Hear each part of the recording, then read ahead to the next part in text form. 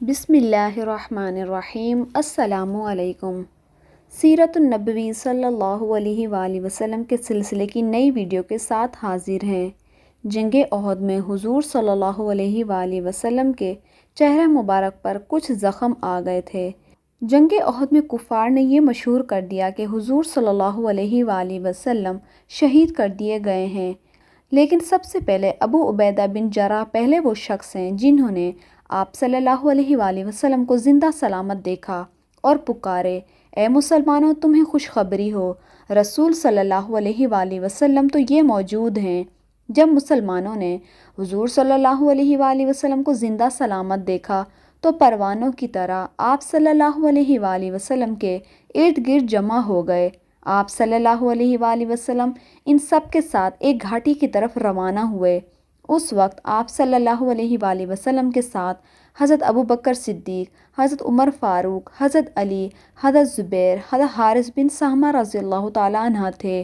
اس روز حضرت زبیر بن عوام بھی آپ کے ساتھ تھے۔ انہوں نے ایک زبردست ثابت قدمی دکھائی، آپ صلی اللہ علیہ وآلہ وسلم کی حفاظت میں موت کی بیعت کی، یعنی کہ انہوں نے یہ عہد کیا تھا کہ آپ کی حفاظت میں جان تو دے دیں گے لیکن ساتھ نہیں چھوڑیں گے۔ آپ صلی اللہ علیہ وآلہ وسلم اپنے ان صحابہ کے ساتھ گھاٹی کی طرف بڑھ رہے تھے کہ عثمان بن عبداللہ ایک سیاہ اور سفید گھوڑے پر سوار آپ صلی اللہ علیہ وآلہ وسلم کی طرف بڑھا۔ وہ لوہے میں پوری طرح غرق تھا۔ آپ اس کی آواز سن کر رک گئے۔ اس وقت عثمان بن عبداللہ کے گھوڑے کو ٹھوکر لگی، وہ ایک ٹھوکر سے گر گیا۔ ساتھ ہی حضرت حارث بن سہمہ اس کی طرف لپکے اور اپنی تلوار سے اس پر وار کیا۔ اس نے تلوار کا وار روکا۔ تھوڑی دیر دونوں طرف تلواریں چلتی رہیں، پھر اچانک حضرت حارث نے اس کے پیر پر تلوار ماری، وہ زخم کھا کر بیٹھ گیا۔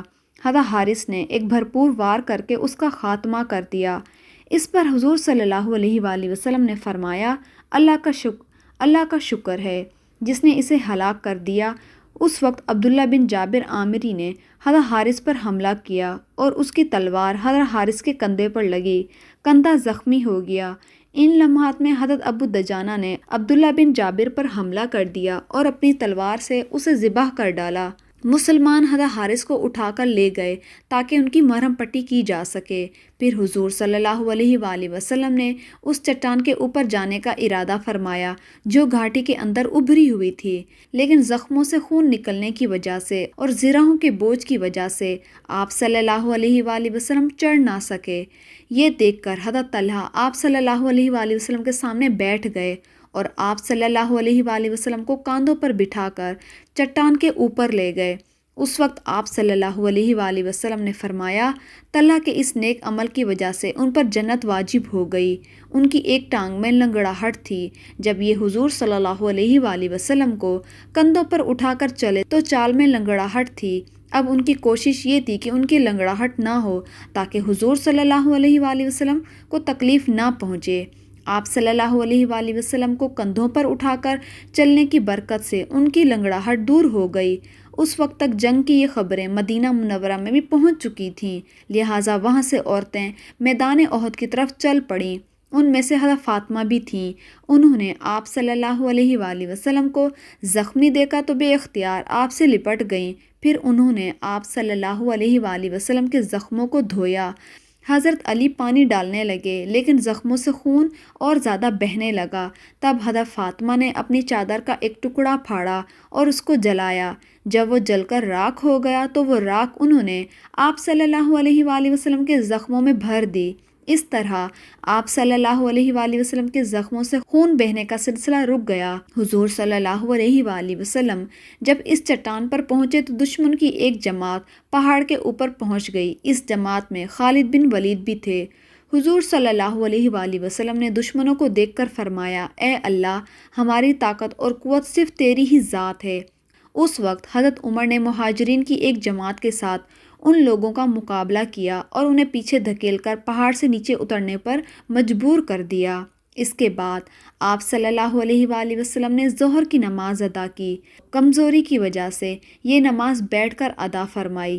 اس لڑائی میں حضرت طلحہ کے جسم پر تقریباً 70 زخم آئے۔ یہ نیزوں، برچھوں اور تلواروں کے تھے۔ تلوار کے ایک وار سے ان کی انگلیاں بھی کٹ گئیں۔ دوسرے ہاتھ میں ان کو ایک تیر آ کر لگا تھا، اس سے مسلسل خون بہنے لگا، یہاں تک کہ کمزوری کی وجہ سے ان پر بے ہوشی طاری ہو گئی۔ اس پر حضرت ابو بکر صدیق نے ان کے منہ پر پانی کے چھینٹے مارے، اس سے انہیں ہوش آیا تو فوراً پوچھا، رسول صلی اللہ علیہ وآلہ وسلم کا کیا حال ہے؟ حضرت ابو بکر صدیق نے جواب دیا، خیریت سے ہیں۔ یہ سن کر حضرت طلحہ نے کہا، اللہ کا شکر ہے، ہر مصیبت کے بعد آسانی ہوتی ہے۔ حضرت عبد الرحمن بن عوف کے منہ پر ضرب لگی، اس ضرب سے ان کے دانت ٹوٹ گئے، اس کے علاوہ ان کے جسم پر 20 زخم تھے، ایک زخم ایک پیر پر بھی آیا تھا، اس سے وہ لنگڑے ہو گئے تھے۔ حضرت کعب بن مالک کے جسم پر 20 کے قریب زخم آئے، غرض اکثر صحابہ کرام شدید زخمی ہوئے۔ احد کی لڑائی شروع ہونے سے پہلے ایک شخص قزمان نامی بھی مسلمانوں کی طرف سے جنگ میں شریک ہوا تھا، اسے دیکھتے ہی حضور صلی اللہ علیہ وآلہ وسلم نے ارشاد فرمایا تھا کہ یہ شخص جہنمی ہے۔ وہ احد کی لڑائی میں بہت بہادری سے لڑا، لڑائی شروع ہونے پر سب سے پہلا تیر بھی اسی نے چلایا تھا۔ لڑتے لڑتے وہ مشرکوں کے اونٹ سوار دستے پر ٹوٹ پڑا، وہ 8-10 مشرکوں کو آن کے آن قتل کرتا گیا۔ بعض صحابہ نے اس کی بہادری کا تذکرہ آپ صلی اللہ علیہ وآلہ وسلم سے کیا، اس تذکرے سے ان کا مقصد یہ تھا کہ آپ نے تو اسے جہنمی فرمایا ہے اور وہ اس قدر دلیری سے لڑا ہے۔ اس پر آپ صلی اللہ علیہ وآلہ وسلم نے پھر ارشاد فرمایا، یہ شخص جہنمی ہے۔ صحابہ کرام اس پر بہت حیران ہوئے۔ جب قزمان لڑتے لڑتے بہت زخمی ہو گیا تو اسے اٹھا کر بنی ظفر کے محلے میں پہنچایا گیا، یہاں لوگ اس کی تعریف کرنے لگے۔ اس پر وہ بولا، مجھے کیسی خوشخبری سنا رہے ہو، خدا کی قسم میں تو صرف اپنی قوم کی عزت اور فخر کے لیے لڑا ہوں، اگر قوم کا یہ معاملہ نہ ہوتا تو میں ہرگز نہ لڑتا۔ اس کے ان الفاظ کا مطلب یہ تھا کہ وہ اللہ اور اس کے رسول کا کلمہ بلند کرنے کے لیے نہیں لڑا تھا۔ پھر زخموں کی تکلیف ناقابل برداشت ہو گئی، اس نے اپنی تلوار نکالی اور اس کی نوک اپنے سینے پر رکھ کر سارا بوجھ اس پر دے ڈالا، اس طرح تلوار اس کے سینے کے آر پار ہو گئی، اس طرح وہ حرام موت مرا۔ اسے اس طرح مرتے دیکھ کر ایک شخص دوڑ کر نبی پاک کی خدمت میں حاضر ہوا اور بولا، میں گواہی دیتا ہوں کہ آپ اللہ کے رسول ہیں۔ آپ نے دریافت فرمایا، کیا ہوا؟ جواب میں اس نے کہا کہ آپ نے جس شخص کے بارے میں فرمایا تھا کہ وہ جہنمی ہے، اس نے خودکشی کر لی ہے۔ اسی طرح قزمان کے بارے میں آپ کی پیشن گوئی درست ثابت ہوئی، اور اس کے بالکل الٹ ایک واقعہ یوں پیش آیا۔ بنی عبد الاشل کا ایک شخص اپنی قوم کو اسلام لانے سے روکتا تھا۔ جس روز نبی پاک صلی اللہ علیہ وآلہ وسلم غزوہ احد کے لیے مدینہ منورہ سے روانہ ہوئے، یہ شخص مدینہ آیا اور اپنی قوم کے لوگوں کے بارے میں معلوم کیا کہ وہ کہاں ہیں۔ بنی عبد الاشل نبی پاک صلی اللہ علیہ وآلہ وسلم کے ساتھ غزوہ احد کے لیے روانہ ہو چکے تھے۔ جب اسے یہ بات معلوم ہوئی تو اچانک اس نے اسلام کے لیے رغبت محسوس کی، اس نے زرہ پہنی، اپنے ہتھیار ساتھ لیے میدان جنگ میں پہنچ گیا، پھر مسلمانوں کی ایک صف میں شامل ہو کر کافروں سے جنگ کرنے لگا، یہاں تک کہ لڑتے لڑتے شدید زخمی ہو گیا۔ جنگ کے بعد بنی عبد الاشل کے لوگ اپنے مقتولوں کو تلاش کر رہے تھے تو اس شخص پر نظر پڑی، انہوں نے اسے پہچان لیا، اسے میدان جنگ میں زخموں سے چور دیکھ کر اس کے قبیلے کے لوگوں کو بہت حیرت ہوئی۔ انہوں نے پوچھا، تم یہاں کیسے آ گئے؟ قومی جذبہ لے کر آیا ہے یا اسلام سے رغبت ہوئی ہے؟ اس آدمی نے جواب دیا، میں اسلام سے رغبت کی بنیاد پر شریک ہوا ہوں، پہلے اللہ اور اس کے رسول پر ایمان لایا، پھر میدان جنگ میں آ گیا، یہاں تک کہ اس حالت میں پہنچ گیا۔ حضرت ابو ہریرہ ان کے بارے میں کہا کرتے تھے، مجھے ایسے شخص کا نام بتاؤ جس نے کبھی نماز نہیں پڑھی مگر وہ جنت میں چلا گیا، اور ان کا اشارہ اس شخص کی طرف تھا۔ اس لڑائی میں حضرت حنظلہ شہید ہوئے۔ احد کی لڑائی سے ایک دن پہلے ان کی شادی ہوئی تھی۔ دوسری صبح غزوہ احد کا اعلان ہوا، یہ غسل کیے بغیر لشکر میں شامل ہو گئے اور اسی حالت میں لڑتے لڑتے شہید ہو گئے۔ نبی پاک نے ان کے بارے میں ارشاد فرمایا، تمہارے ساتھی حنظلہ کو فرشتے غسل دے رہے ہیں۔ اسی بنیاد پر حضرت حنظلہ کو غسیل الملائکہ کہا گیا، یعنی وہ شخص جنہیں فرشتوں نے غسل دیا۔